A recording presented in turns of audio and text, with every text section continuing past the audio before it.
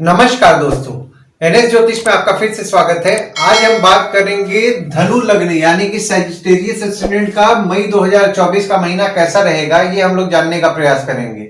अगर आपने धनु लग्न का अप्रैल 2024 का मासिक फलादेश एवं उपाय नहीं देखा है तो ऊपर दिए हुए आई बटन पर क्लिक करें। देखिए, ये वाला जो भाव होता है ना, इस भाव को लग्न भाव कहते हैं। इस भाव पे अगर 9 नंबर लिखा हुआ है तो ये धनु लग्न वाले जातकों की पत्रिका है। आइए देखते हैं शुरुआती तौर पे कौन कौन से ग्रह आपके किस किस भाव में बैठे हुए हैं। तो चंद्रमा आपके लग्न पे बैठे हुए हैं, शनि आपके तीसरे भाव में बैठे हुए हैं, राहु मंगल और बुध आपके चौथे भाव में बैठे हुए हैं, सूर्य शुक्र आपके 5वें भाव में बैठे हुए हैं, गुरु आपके 6वें भाव में बैठे हुए हैं, केतु आपके 10वें भाव में बैठे हुए हैं। देखिए, लग्न पे आपके चंद्रमा विराजमान है और चंद्रमा आपके अष्टम भाव के स्वामी हैं, जो कि आपके लग्न पे 1, 2 और 28, 29 तारीख को विराजमान होंगे। तो देखिए, यहाँ पे 1, 2 और 28, 29 तारीख को आपको नेगेटिव थॉट्स आ सकता है और आप नेगेटिव माइंडेड रह सकते हैं। और आपके लग्न के जो स्वामी हैं आपके 6वें भाव में विराजमान हो रहे हैं 1 मई से। तो यहाँ पे देखिए, लग्न के स्वामी 6वें भाव 1 मई से विराजमान हो रहे हैं। तो यहाँ पे आप अपने शत्रु और विकारों को लेकर के चिंतन करेंगे। हेल्थ को लेकर के आपका फोकस रहने वाला है 1 मई 2024 से 14 मई 2025 तक, यानी कि गुरु जब तक आपके 6वें भाव में विराजमान रहेंगे। मामा मौसी के बारे में आप विचार करेंगे। दूसरे भाव में आपके कोई ग्रह नहीं है, पर यहाँ पे देखिए, गुरु की दृष्टि आपके दूसरे भाव में पड़ रही है और आपके दूसरे भाव के जो स्वामी है आपके तीसरे भाव में विराजमान है। देखिए, दूसरा भाव जो होता है वो होता है आपके वाणी, कुटुंब, कोष का होता है।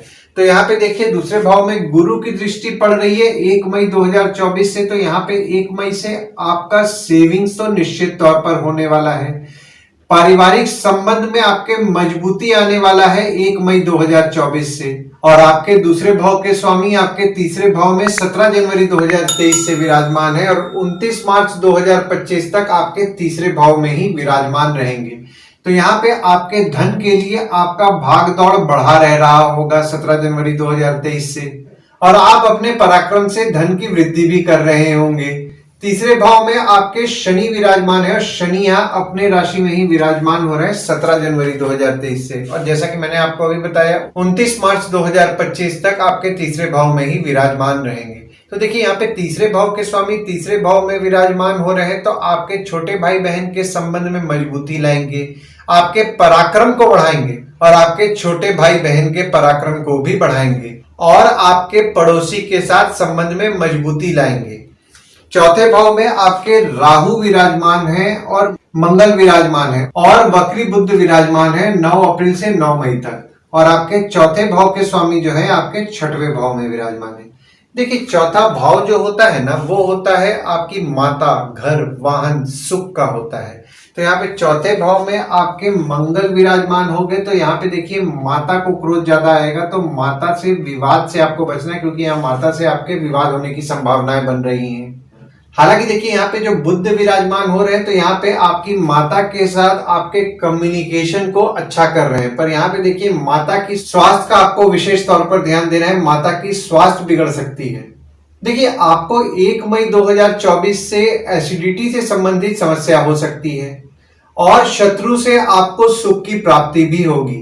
5वें भाव में आपके सूर्य विराजमान है और शुक्र विराजमान है और बुध विराजमान है और आपके 5वें भाव के स्वामी आपके चौथे भाव में विराजमान हो रहे हैं। देखिए, 5वां भाव जो होता है ना, वो होता है आपके संतति, प्रेम, पढ़ाई, साधना का होता है। और यहाँ पे 5वें भाव में आपके सूर्य विराजमान हो रहे हैं, जो कि आपके 9वें भाव के स्वामी हैं। तो यहाँ पे देखिए, जो भी स्टूडेंट्स पढ़ाई कर रहे हैं उनके लिए अच्छा समय है, उनका लक अच्छा साथ देगा। और जो लोग पढ़ाई से संबंधित काम कर रहे हैं ना, जैसे कि एजुकेशन इंस्टीट्यूट चला रहे हैं, ट्रेनिंग इंस्टीट्यूट चला रहे हैं, कोचिंग इंस्टीट्यूट चला रहे हैं, या फिर ट्यूशन पढ़ा रहे हैं, या फिर आपका कोई स्कूल या कॉलेज में पढ़ा रहे हैं, तो भी उनका नसीब उनका अच्छा साथ देने वाला है, उनका इनकम अच्छा रहेगा। हालांकि देखिए, यहाँ पे शुक्र आपके 5वें भाव में विराजमान हो रहे हैं 23 अप्रैल से और 18 मई तक आपके 5वें भाव में ही विराजमान होंगे। तो यहाँ पे आपके बच्चों का अपोजिट सेक्स के प्रति अट्रैक्शन बढ़ेगा। और यहाँ पे 10 मई से 30 मई के बीच में बुध भी आपके 5वें भाव में विराजमान हो रहे हैं। तो यहाँ पे आपके कम्युनिकेशन, यानी कि आपके बच्चों के जो कम्युनिकेशन होते हैं ना, उनको बुध के इस गोचर से अच्छा फल मिलने वाला है, यानी कि उनका कम्युनिकेशन अच्छा होगा। जो बच्चे आपके सरकारी एग्जाम का तैयारी कर रहे हैं उनके लिए 12 अप्रैल से 13 मई तक अच्छा समय है। और आपके पांचवें भाव के स्वामी आपके चौथे भाव में भी विराजमान हो रहे हैं 22 अप्रैल से, और पूरे मई के महीना में आपके चौथे भाव में विराजमान होंगे। तो यहाँ पे जो स्टूडेंट्स हैं उनको पढ़ाई में अच्छे सुख की प्राप्ति हो रही है। आपका अगर किसी के साथ अफेयर चल रहा है, यानी कि आपके प्रेमी या प्रेमिका हो गए, उनके साथ भी आपको अच्छे सुख की प्राप्ति हो रही है। छठवें भाव में आपके गुरु 1 मई से विराजमान हो रहे हैं, सूर्य 14 मई से विराजमान हो रहे हैं, शुक्र 19 मई से विराजमान हो रहे हैं और बुध 31 मई से विराजमान हो रहे हैं। और शुक्र जो विराजमान हो रहे हैं आपके छठवें भाव के ही स्वामी हैं, जो कि आपके छठवें भाव में विराजमान होकर 19 मई से विपरीत राजयोग का निर्माण कर रहे हैं।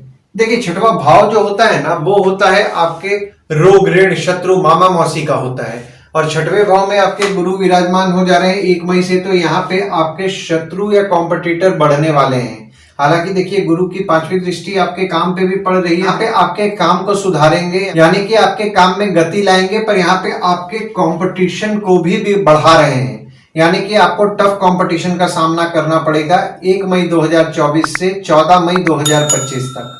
और सूर्य जो विराजमान हो रहे हैं यहाँ पे आपके नवम भाव के स्वामी हैं, जो कि आपके छठवें भाव में विराजमान हो रहे हैं 14 मई से।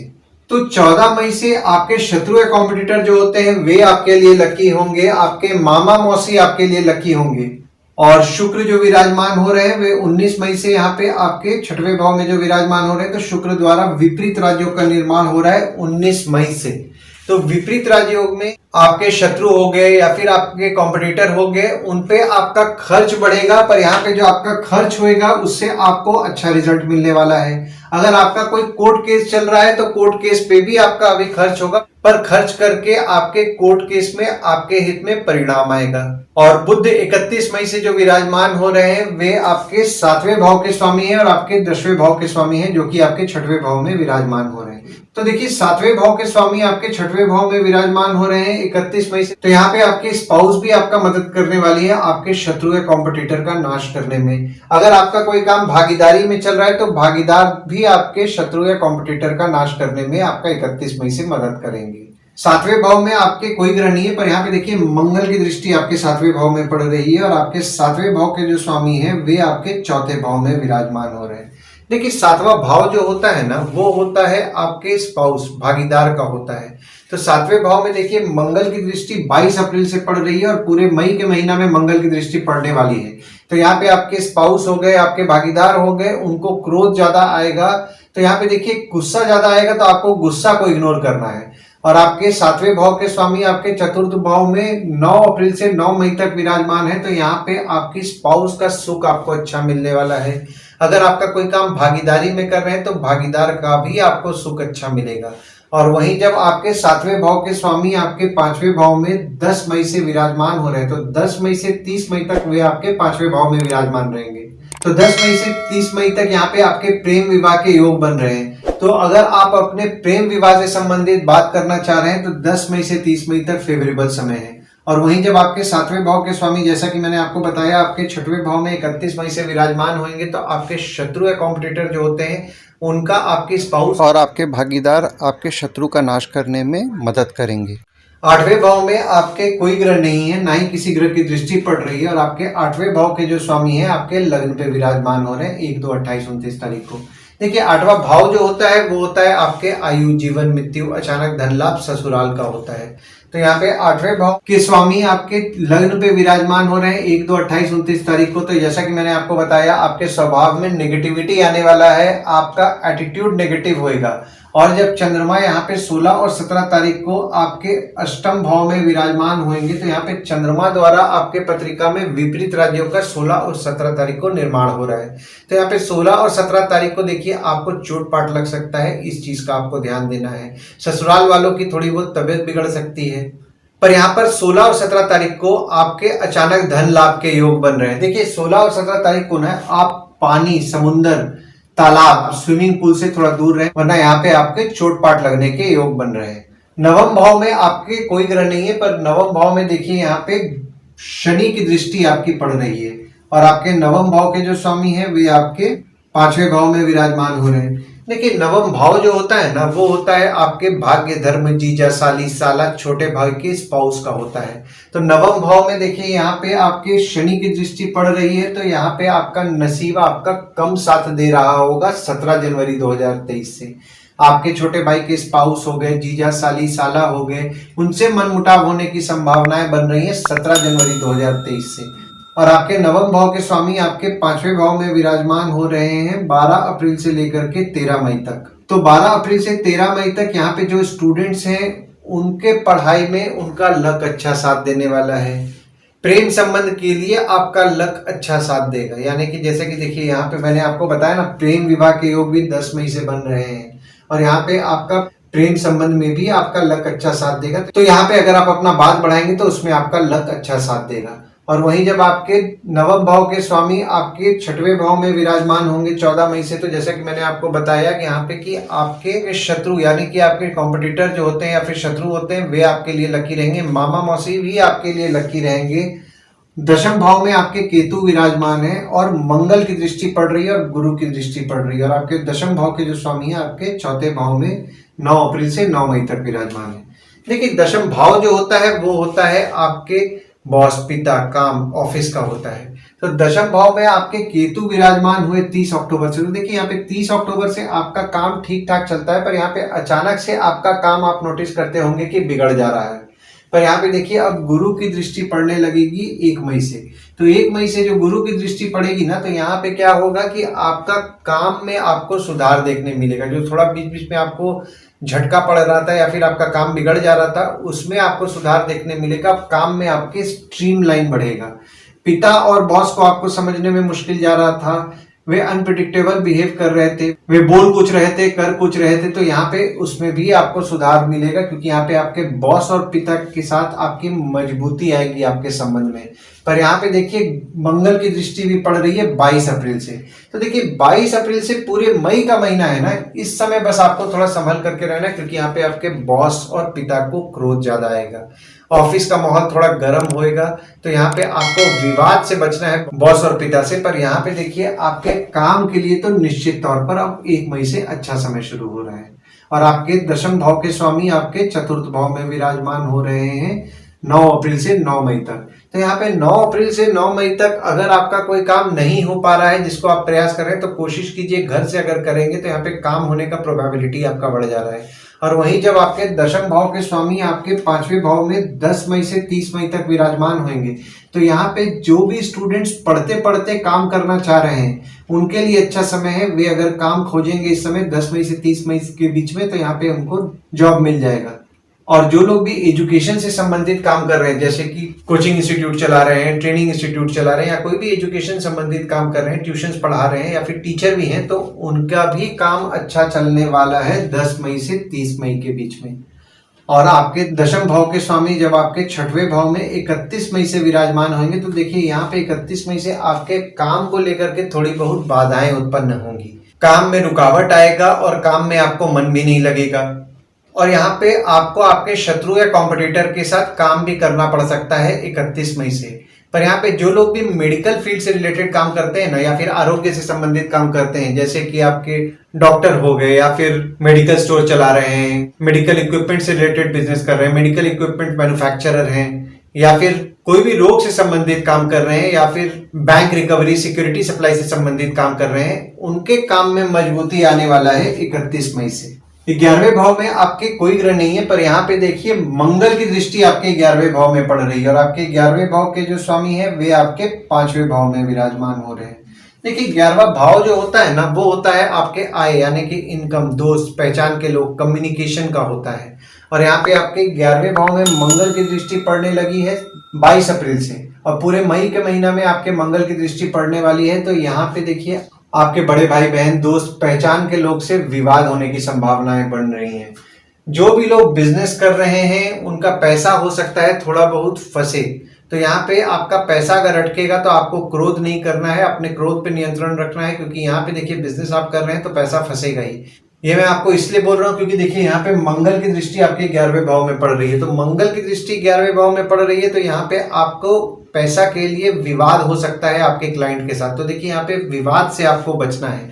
और आपके 11वें भाव के स्वामी आपके 5वें भाव में विराजमान हो रहे हैं 23 अप्रैल से लेकर के 18 मई तक। तो जो भी लोग एजुकेशन से संबंधित काम कर रहे हैं ना, जैसा कि मैंने आपको बताया, देखिए आपके 10वें भाव के स्वामी भी आपके 5वें भाव में विराजमान हो रहे, तो काम अच्छा चलेगा और आपके इनकम में भी आपके अच्छा होने वाला है 23 अप्रैल से लेकर के 18 मई तक। यानी कि जो भी एजुकेशन से संबंधित काम कर रहे हैं उनके इनकम में उनको बढ़ोतरी देखने मिलेगा।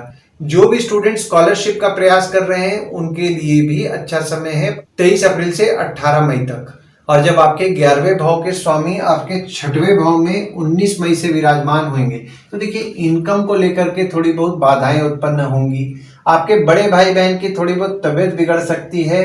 पर यहाँ पे जो लोग भी मेडिकल फील्ड से रिलेटेड काम कर रहे हैं, जैसा कि मैंने आपको बताया मेडिकल स्टोर चला रहे हैं, या फिर आपका डॉक्टर है, या फिर आपका मेडिकल इक्विपमेंट से रिलेटेड बिजनेस कर रहे हैं, बैंक रिकवरी सिक्योरिटी सप्लाई से संबंधित काम कर रहे हैं, तो यहाँ पे उनका लाभ के योग बन रहे हैं 19 मई से। और 12वें भाव में आपके कोई ग्रह नहीं है, पर यहाँ पे देखिए 12वें भाव के जो स्वामी हैं वे आपके 4th भाव में बैठे हुए हैं। देखिए 12वें भाव में और शनि की दृष्टि पड़ रही है और गुरु की दृष्टि भी पड़ रही है। देखिए 12वां भाव जो होता है ना, वो होता है आपके खर्च, जेल, फॉरेन, हॉस्पिटल, मोक्ष का होता है।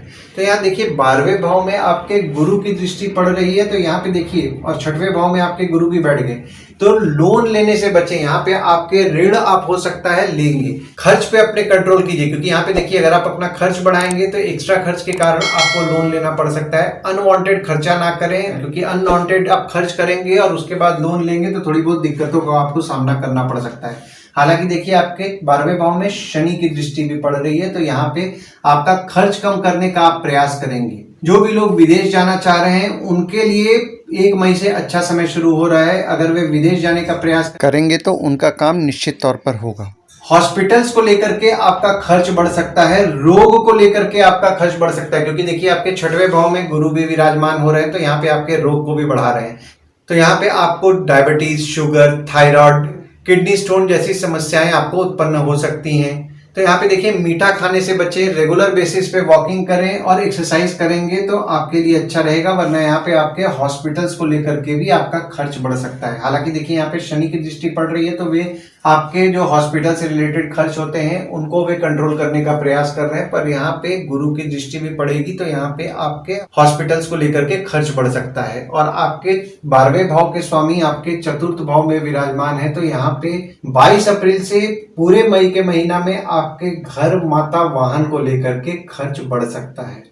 आइए गुड डेट्स और बैड डेट्स के बारे में जान लेते हैं। तो गुड डेट्स वो डेट्स हो जाते हैं जिस दिन अगर आप कोई नया काम शुरू करना चाह रहे हैं, कोई कंपनी में आपके एग्रीमेंट हो रहा है, कोई कंपनी में आपके ज्वाइनिंग हो रहा है, या फिर अगर आप कहीं बाहर जाने का भी प्लान कर रहे हैं, तो इस डेट्स को आप कंसीडर कर सकते हैं। तो डेट्स हो जाते हैं 5, 6 तारीख, 9 तारीख, 10 तारीख, 18 से 20 तारीख, 23 तारीख और 24 तारीख। वहीं बैड डेट्स में अगर आप कहीं बाहर जाने का प्लान कर रहे हैं, कोई कंपनी में आपके एग्रीमेंट हो रहा है, कोई कंपनी में आपके ज्वाइनिंग हो रहा है, या फिर अगर आप कोई नया सामान भी खरीदना चाह रहे हैं, तो इस डेट्स को आप अवॉइड कीजिए। तो डेट्स हो जाते हैं 11 तारीख, 12 तारीख, 16 तारीख, 17 तारीख, 25 से 27 तारीख। इस डेट्स को आप कहीं लिख के रख लीजिए ताकि आपके ध्यान में रहे। और उपाय में आपका 9वां भाव जो है वो सूर्य का है, तो आपको सूर्य को जल नियम पूर्वक देना चाहिए और ओम ह्रीम सूर्याय नमः का जाप करते हुए सूर्य को जल देना चाहिए।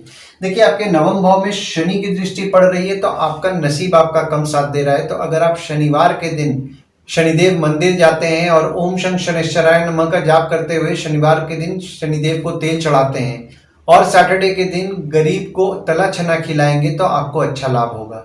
आशा करता हूं इस वीडियो में दी हुई जानकारी आपको पसंद आई होगी। अगर आप हमें YouTube पे देख रहे हैं और ये वीडियो आपको पसंद आया हो तो इस वीडियो को लाइक कीजिए, चैनल को सब्सक्राइब कीजिए और नोटिफिकेशन बेल जरूर दबाइए। और अगर आप हमें फेसबुक पेज पे देख रहे हैं तो फेसबुक पेज को लाइक कीजिए और फॉलो कीजिए। धन्यवाद दोस्तों, कल फिर मिलेंगे एक नए वीडियो के साथ।